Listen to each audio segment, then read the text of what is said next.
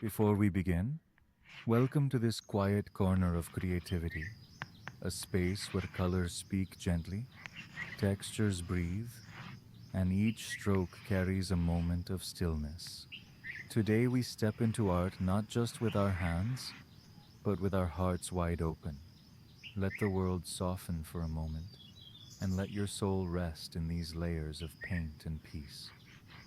A canvas rises like a quiet poem sculpted in layers, heavy textures breathing beneath acrylic whispers. Each ridge holds a memory of movement, each groove a silent hymn to patience and passion.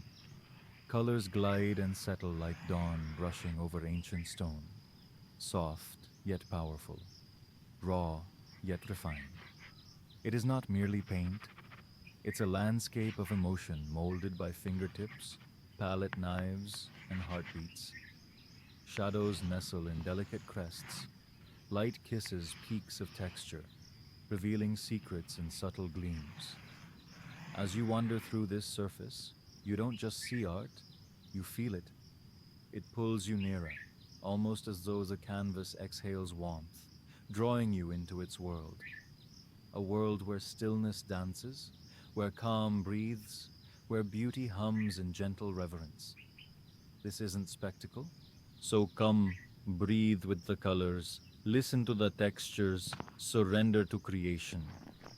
Grab your tools, steady your heart, and step into this sacred dance of paint and silence.